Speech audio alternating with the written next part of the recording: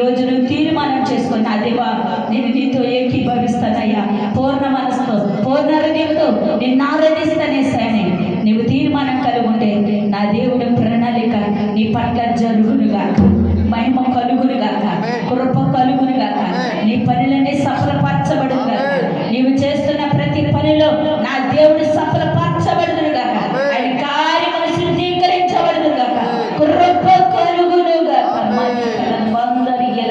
Thank you lord, నీ స్తోత్రాలు.